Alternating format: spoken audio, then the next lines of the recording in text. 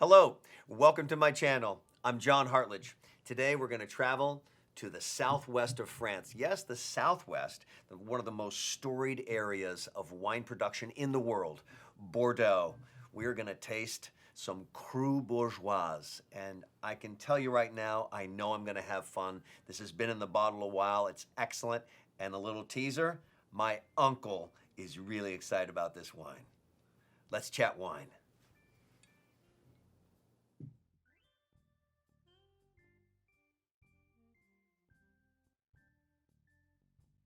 All right, so we said the south of France from Bordeaux. Now, Bordeaux, huge production area. Within the Bordeaux, there's just a couple of geographical things we have to talk about because it directly affects the wine and the history of the wine. That's a wine that's very famous and considered a benchmark of wines throughout the world.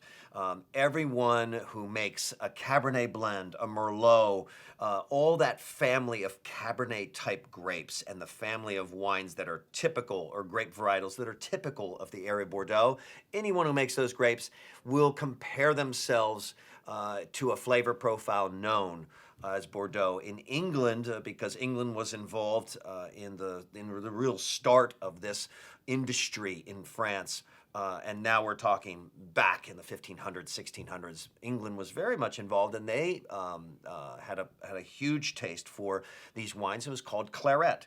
And in another episode, I think I have talked about the fact that when England and France were at war at different times, France wouldn't do any business with England, or vice versa. England would boycott French wines, and they had to find other avenues for red wine, and it was Portugal, much farther away, and that's how port was born. So there's so many interesting wine history stories and wine culture that has come out of this particular area.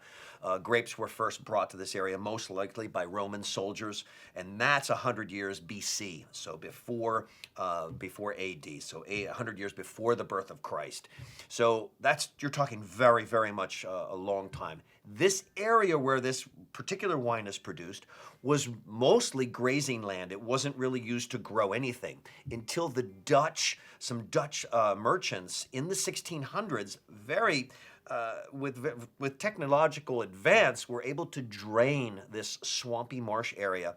So southwest France, Bordeaux, this is called Haut-Médoc, and O in France means the top. So it's kind of the top of Bordeaux, but it's the southern part of this big whole region that's famous for Cabernet blends. In Bordeaux, you have what's called a right bank and a left bank. And just as you would look at a map, the right bank is on the east, the left bank is on the west of a north-flowing river called the Gironde. And that north-flowing river goes right into the Atlantic, comes up and drains in the Atlantic. Again, we have all this interesting soil, swampland that was drained. So all those leftovers in that soil providing really interesting flavors and nuances. And the soil in that left bank or on the west, mostly gravelly. If it's gravelly soil, that means the grapes, where the grapes are grown, everything drains. And if you can drain, you can stress your grapes. And it's kind of a funny thing to say, we need to stress our grapes, like, oh, but it's what you're stressing the grapes for, you're stressing them for water. And if you stress a grapevine for water, then the little bit of water there is going to go into feeding that wine, but you're not going to have water in the fruit. So that means the fruit flavors are going to be very intense and concentrated. And that's the key here. The other key, it's 2010. So this, at the time I'm tasting this with you, has been in the bottle a good 7 years. And it's beautiful bottle age, and 2010 was an excellent vintage. This is an area of the world where vintage matters.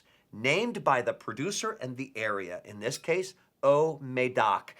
Cru Bourgeois, it's that large area to the west of Bordeaux, a blend of Cabernet. Cabernet, Merlot, Cab Franc, Malbec, Petit Verdot. No Malbec in this one, but those are the typical grapes that are allowed. And I did say this was one of my uncle's favorites. So I knew I had a good value when I bought this a while back. And I had given a bottle of this to my uncle for his 50th wedding anniversary, and this is years ago. Well, he pulled it out, and the last time he saw us, he said it was one of the best wines he'd ever had. And I Didn't think anything would be available. Well, I searched online, and actually in New Jersey, I found a shop that had it, and it's online. I'm going to go ahead and plug their website because they actually have some great values called winesanywhere.com. It's a little store in Brick. Now, here's the important thing. If you decide to buy wine this way, great, more power to you, but call the shop, and particularly if you're going for a particular vintage, call the shop and make sure they eyeball the actual bottle. And that can be challenging because not everyone in a wine shop knows enough about wine to even find the right bottle. So they might have to get their manager to get it for them. You may go through a couple of phone calls, but it's worth it than before you have it shipped and have the aggravation of having the wrong vintage or the wrong wine. Now, I will say that I took everything they had at that shop. There are a couple other shops where I've seen this vintage. I got this bottle for $20 online. I mean, this would easily be at like $25 to $32 regular retail. $20 was a great price, first of all, but with the bottle age and I think the condition I know this bottle is going to be in, it could be sold for $40. In a restaurant, I think it would be sold for $75 or $80. As I said, vintage matters on some of these wines, particularly the wines from Bordeaux. But just remember, Haut-Médoc, that little area of Médoc, you can find some fabulous, fabulous pricing for really, really good wines, particularly from a good vintage. I did say it was my uncle's favorite wine he's had in a long time. I'm really excited about that because I thought it would be really nice, and it was a great anniversary gift.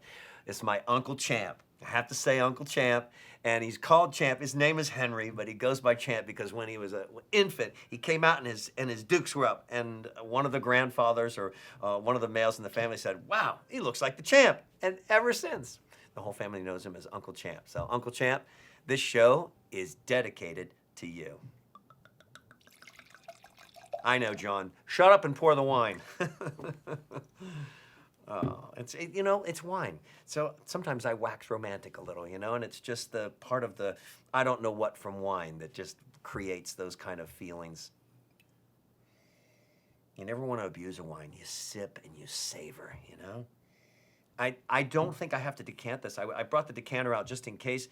I mean, it'll soften it a little, but I can already tell by the aromatic. And also, in this case, with that bottle age, in the color, if I go against a white background, I'm seeing a little bit of the browning, a little bit of the rusty look to the color. So not quite the really youthful, deep red color, but now we're getting a little bit of that brown, which is just a sign of slow oxidation or aging, which means you're going to have more developed fruit. So you go from the really red, juicy plum and cherry to maybe a little dried fruit.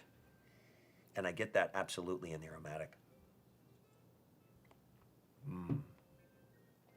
There's enough acidity on the finish to give it structure, but I think not enough to make it like, oh, I have to decant this. There's enough structure that now, hey, with food, forget about it. This is perfect.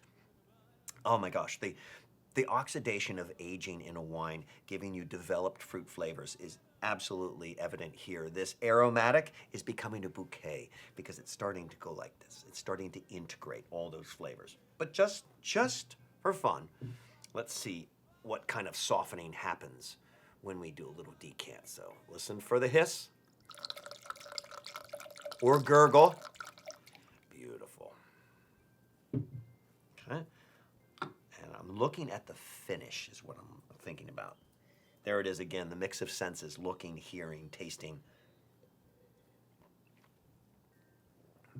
Very smooth, a little smoother on the finish. Now a wine, in this case, doesn't need food. Soft, delicious, elegant. Uncle Champ, I'm so glad you love this wine because I tell you, I love it too. How fun was that? I gotta tell you, this was one of my favorite episodes, and again, there is that personal part with Uncle Champ. But thank you so much for joining me for this wine, this Haut-Médoc, which actually is about an even balance of Cabernet and Merlot, believe it or not. Not just one big Cabernet, but a Merlot Cabernet blend with a little Petit Verdot and Cabernet Franc. Love that little touch of Cabernet Franc. There's three things here. 1, sip. 2, subscribe. Hit that bell so then you get a notification you won't miss a new episode.